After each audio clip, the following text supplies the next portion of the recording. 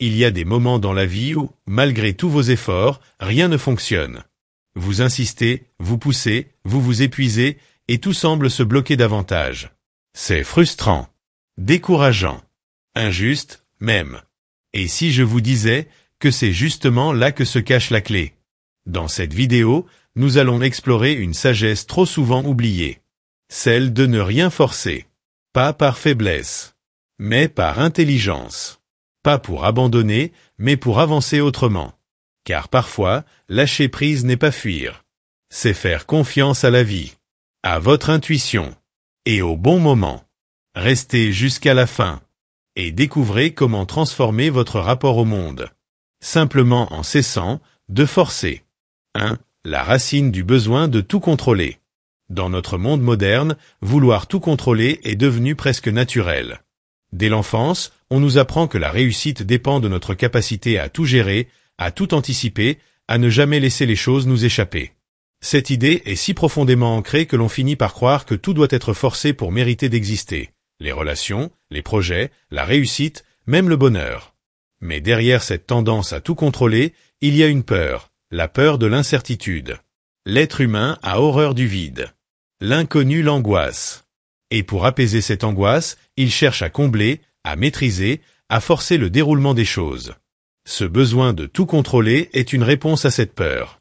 Pourtant, plus on tente de forcer, plus la vie nous échappe. C'est un peu comme serrer du sable dans sa main. Plus on serre fort, plus il glisse entre les doigts. La société ne fait qu'accentuer cette dynamique. On glorifie la vitesse, la productivité, l'effort constant. On méprise le repos, le silence, la lenteur. On pousse à toujours faire plus, aller plus vite, grimper plus haut. Cette mentalité pousse à croire que si quelque chose ne fonctionne pas, c'est parce qu'on ne force pas assez. Et cela devient un piège. Il y a une confusion majeure entre persévérer et forcer. La persévérance est une qualité noble. Elle consiste à rester engagé, à faire preuve de constance face à l'adversité. Forcer, en revanche, c'est s'acharner même quand tout indique que le chemin n'est pas le bon.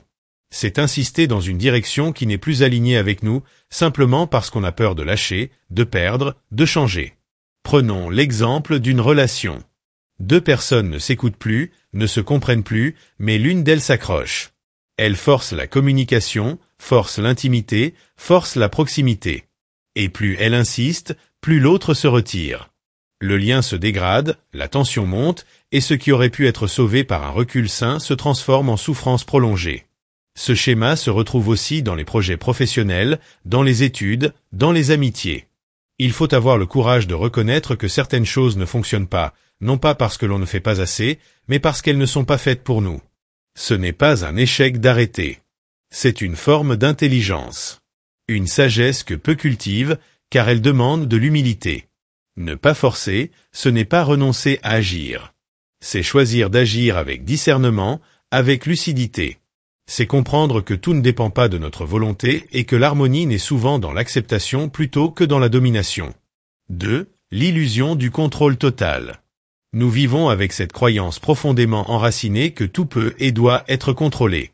Comme si la vie était un puzzle dont il suffit de placer les bonnes pièces pour tout faire fonctionner parfaitement. Mais cette vision est une illusion. Elle repose sur une idée fausse, celle que notre volonté seule peut modeler le monde extérieur à notre convenance. La vérité est plus simple, mais plus difficile à accepter, nous ne contrôlons presque rien. Nous n'avons aucun pouvoir sur la météo, sur les pensées des autres, sur les réactions du monde, sur les imprévus de la vie. Nous ne contrôlons pas les événements, les maladies, les accidents, ni même les émotions qui surgissent en nous parfois sans prévenir. Et pourtant, nous passons une grande partie de notre vie à vouloir plier la réalité à nos désirs. Les stoïciens avaient bien compris cette limite. Leur philosophie repose sur une distinction essentielle, ce qui dépend de nous et ce qui ne dépend pas de nous. Ce qui dépend de nous, c'est notre manière de penser, notre attitude, nos choix, nos intentions. Ce qui ne dépend pas de nous, ce sont les conséquences, les résultats, les réactions des autres et tout ce qui se passe en dehors de notre esprit. Lorsque nous essayons de forcer ce qui ne dépend pas de nous, nous entrons dans un combat perdu d'avance. Prenons un exemple concret. Imaginez que vous essayez de convaincre une personne de vous comprendre. Vous lui parlez, vous vous expliquez, vous répétez les mêmes choses encore et encore. Mais elle reste fermée, sourde, rigide. Vous vous acharnez, pensant que si vous trouvez les bons mots, si vous insistez suffisamment, elle finira par changer d'avis. Mais ce que vous ne voyez pas, c'est que son opinion ne dépend pas uniquement de votre discours.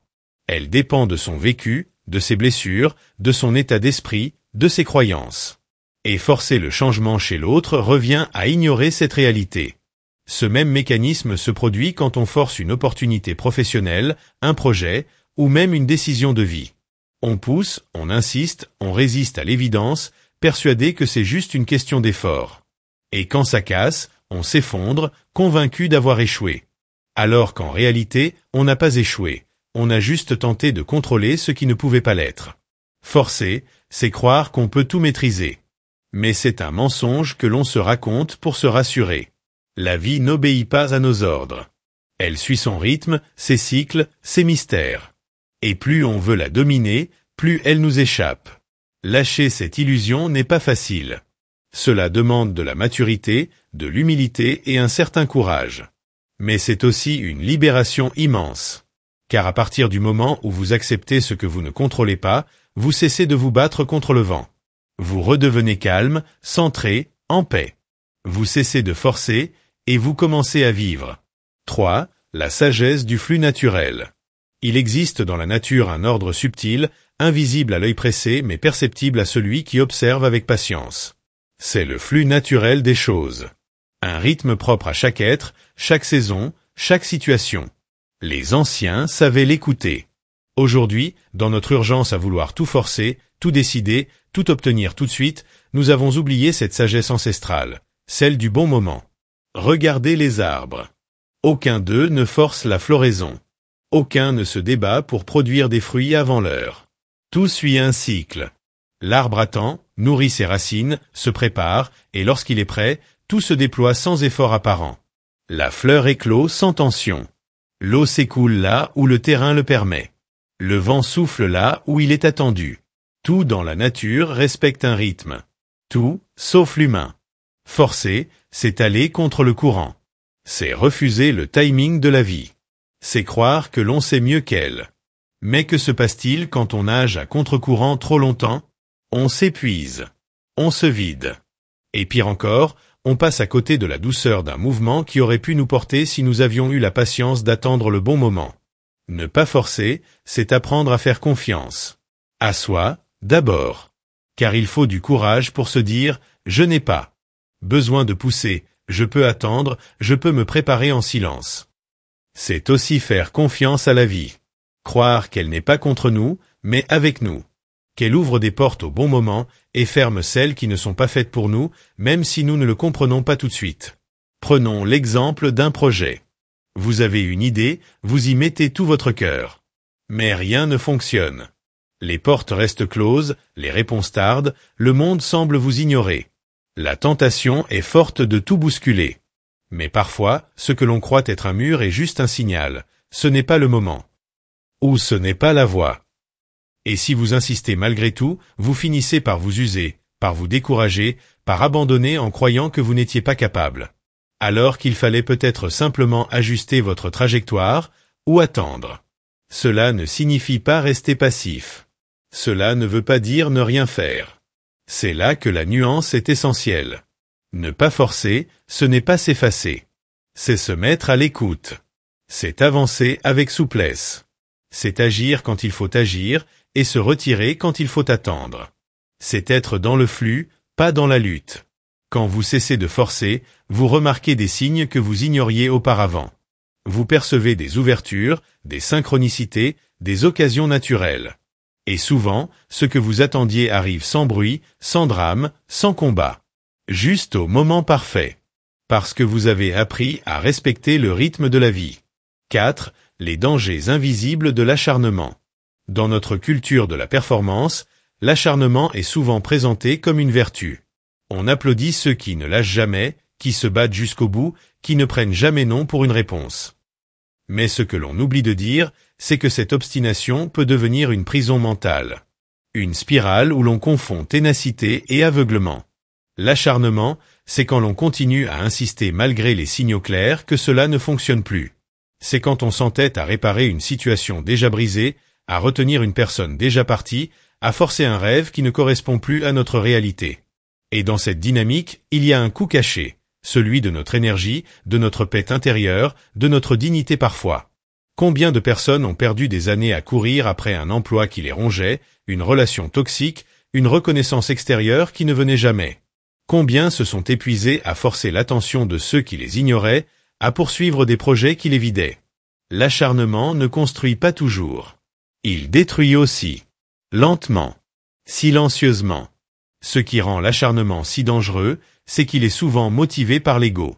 Une partie de nous refuse d'admettre que les choses ne se passent pas comme prévu.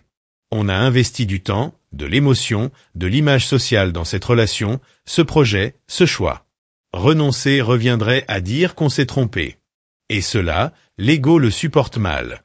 Mais en réalité, reconnaître que l'on a forcé est un acte de lucidité, pas de faiblesse. C'est une preuve de croissance. Cela signifie que l'on est plus prêt à se trahir pour sauver une illusion. Cela signifie que l'on choisit la vérité plutôt que l'obstination. L'acharnement vous fait passer à côté de la vie. Pendant que vous insistez là où rien ne pousse, vous manquez les jardins fertiles qui s'ouvrent ailleurs. Pendant que vous forcez une porte qui résiste, d'autres sont déjà entr'ouvertes, mais vous ne les voyez pas, aveuglés par votre fixation. Il y a un coût d'opportunité immense à vouloir tout contrôler. Il faut du courage pour dire « j'ai essayé. Ça ne marche pas. Et j'accepte ».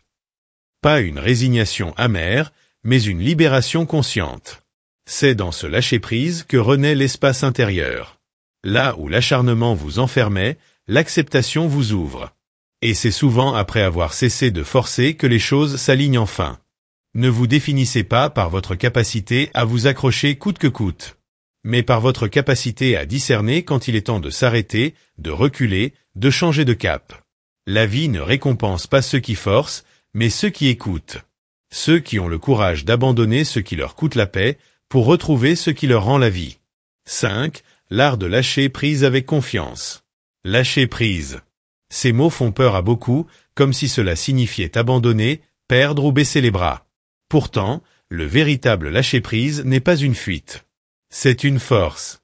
C'est une décision consciente, un acte de foi, une manière de dire à la vie « je n'ai pas besoin de tout contrôler pour avancer ».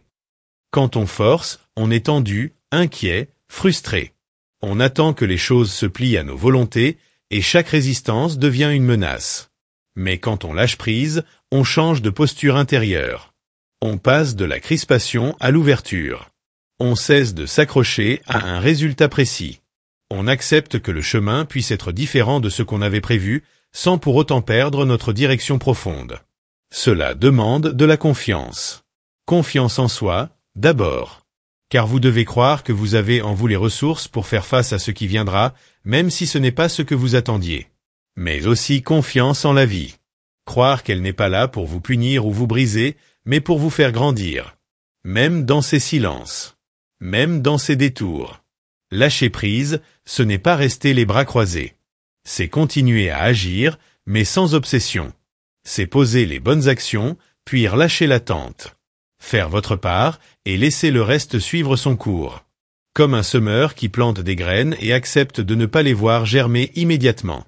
Il arrose, il entretient, mais il ne crie pas à la terre de pousser. Il fait confiance au temps, au rythme, au mystère. Beaucoup de douleurs viennent de notre attachement aux choses qui ne nous appartiennent pas. Une image, un statut, une relation, un plan précis. Lâcher prise, c'est revenir à soi. À l'essentiel. C'est se délester du poids inutile. C'est reconnaître que certaines choses ne sont pas faites pour nous, ou pas faites pour maintenant.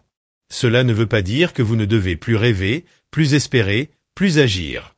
Au contraire. Cela veut dire que vous êtes assez fort pour espérer sans dépendre, pour rêver sans vous accrocher, pour agir sans vous abîmer. Que vous êtes capable d'avancer avec foi, même dans l'incertitude. Et que vous savez que ce qui vous est destiné ne vous échappera pas, et que ce qui vous échappe n'était pas destiné. Quand vous maîtrisez l'art du lâcher-prise, vous cessez de vivre dans la peur. Vous accueillez les refus, les retards, les silences, comme des redirections. Vous ne voyez plus les blocages comme des punitions, mais comme des protections. Et soudain, vous marchez plus léger. Avec moins d'attente, mais plus de paix. Moins de contrôle, mais plus de puissance intérieure. Le lâcher-prise est un article, un art noble. Et ceux qui l'apprennent ne vivent pas moins. Ils vivent mieux. 6. Les récompenses du non-forcément. Il y a une beauté discrète dans la manière dont les choses se déroulent lorsque vous cessez de forcer. Un calme subtil, une harmonie nouvelle. C'est comme si la vie, jusque-là crispée par vos tentatives de contrôle, respirait enfin librement avec vous. Et c'est à ce moment-là que les récompenses commencent à apparaître pas toujours comme vous l'imaginiez, mais toujours avec justesse. Quand vous arrêtez de forcer, vous découvrez d'abord un nouveau type de clarté intérieure. Vos pensées sont moins agitées. Vos décisions moins précipitées. Vous commencez à entendre cette voix calme et profonde en vous, celle de l'intuition. Celle que le bruit de la volonté acharnée étouffait jusque-là. Et soudain, vous savez quoi faire. Ou quoi ne pas faire. Et surtout, vous savez quand. Ensuite vient la paix. Non pas une paix naïve, mais une paix lucide. Vous n'êtes plus dans une guerre contre le monde. Vous ne courez plus après ce qui fuit. Vous ne vous accrochez plus à ce qui glisse. Vous êtes en paix avec ce qui est, avec ce qui vient, et même avec ce qui part. Et cette paix-là est un luxe rare. Elle vous rend plus fort que 1000 victoires extérieures. Une autre récompense, plus subtile encore, c'est la beauté des synchronicités. Vous commencez à remarquer que certaines choses viennent à vous sans effort. Une rencontre inattendue, une opportunité tombée du ciel, un événement qui s'aligne au bon moment. Et ce n'est pas de la magie, c'est la vie qui circule librement quand vous n'entravez plus son flux par votre résistance. De plus, quand vous ne forcez plus, vos relations changent. Vous ne cherchez plus à convaincre, à retenir, à manipuler inconsciemment pour obtenir. Vous laissez chacun être ce qu'il est. Et ce respect attire les bonnes personnes, repousse les mauvaises et simplifie les liens. Les connexions deviennent plus vraies, plus saines, plus durables. Un autre bénéfice, souvent inattendu, est l'énergie retrouvée. Forcer épuise. Lâcher prise libère. Quand vous cessez de gaspiller votre énergie dans des batailles inutiles, vous la récupérez pour créer, pour aimer, pour bâtir. Vous devenez plus présent, plus vivant, plus aligné. Et enfin, il y a la confiance en la vie qui naît doucement. À force de voir que les choses finissent par s'arranger, pas toujours comme prévu, mais souvent mieux que prévu, vous développez une foi tranquille. Une certitude que vous n'avez pas besoin de tout contrôler pour que tout aille bien. Que parfois, il suffit d'écouter, d'attendre, de faire confiance. Les récompenses du non-forcément ne sont pas toujours spectaculaires. Elles ne crient pas, ne s'imposent pas. Elles se révèlent en silence, dans votre quotidien, dans vos silences, dans votre sérénité retrouvée. Et un jour, sans savoir exactement quand, vous réalisez que vous vivez mieux. Plus librement. Plus profondément. Parce que vous avez cessé de forcer. 7. Intégrez cette sagesse dans votre vie quotidienne. Maintenant que vous comprenez pourquoi il ne faut pas forcer, comment lâcher prise avec confiance et les bénéfices profonds que cela apporte, il est essentiel de voir comment appliquer concrètement cette sagesse dans votre vie de tous les jours. Le premier pas est de développer une écoute attentive à vos sensations et émotions. Prenez le temps, chaque jour, de vous demander « Est-ce que je force quelque chose ? Est-ce que je ressens de la résistance, de la tension, de la frustration ?» Identifier ces signes est fondamental. Car souvent, on continue à insister sans même s'en rendre compte. Cette prise de conscience est le début du changement.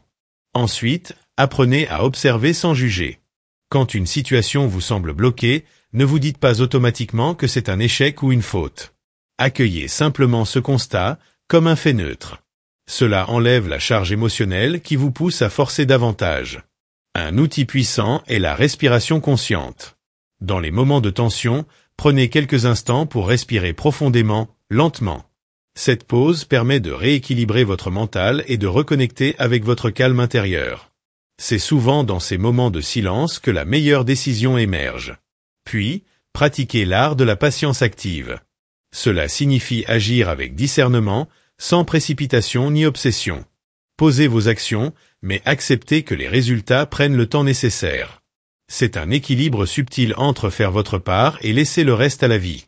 Intégrer cette sagesse, c'est aussi apprendre à dire non, à poser des limites. Parfois, forcer vient du refus d'accepter un refus, une déception, un non. Dire non avec respect, c'est se protéger, c'est se respecter, et c'est aussi ouvrir la porte à ce qui est vraiment bon pour vous. Une autre clé est la reconnexion à vos valeurs profondes. Quand vous êtes ancré dans ce qui compte vraiment pour vous, vous avez moins besoin de forcer pour prouver quoi que ce soit. Vos choix deviennent plus justes et vous marchez dans la direction qui vous est propre. Enfin, entourez-vous de personnes qui respectent votre rythme et votre besoin de lâcher prise. L'environnement social est crucial. Des amis, une famille, une communauté qui comprennent cette approche facilite son intégration. Intégrer le principe de ne forcer rien demande de la pratique, de la bienveillance envers soi-même et parfois du temps. Il est normal de rechuter parfois, de retomber dans l'acharnement. L'important est de revenir à cette sagesse, encore et encore, comme on revient à un ancrage solide. Au fil du temps, vous verrez que cette posture devient naturelle.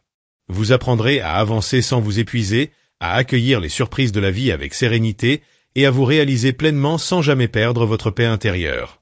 Conclusion, vivez libre, sans forcer. Vous avez découvert pourquoi il ne faut pas forcer, comment lâcher prise avec confiance et les cadeaux que cette sagesse peut offrir à votre vie. Ne pas forcer, ce n'est pas renoncer ou être passif. C'est choisir de vivre en harmonie avec vous-même et avec la vie, en respectant vos limites, vos rythmes et la nature des choses. Quand vous cessez de vous battre contre l'inévitable, vous gagnez en clarté, en paix, en énergie. Vous ouvrez la porte à de nouvelles opportunités, à des relations plus sincères et à une confiance profonde dans le chemin qui s'offre à vous.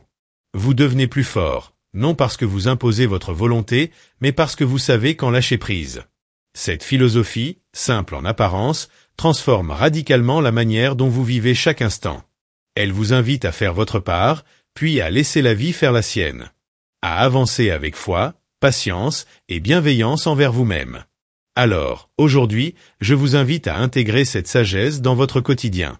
Écoutez vos émotions, observez vos résistances, respirez et choisissez de ne plus forcer inutilement. Vous méritez une vie plus légère, plus libre, plus vraie. Abonnez-vous à Transformation Stoïque pour continuer ensemble ce chemin vers votre meilleure version.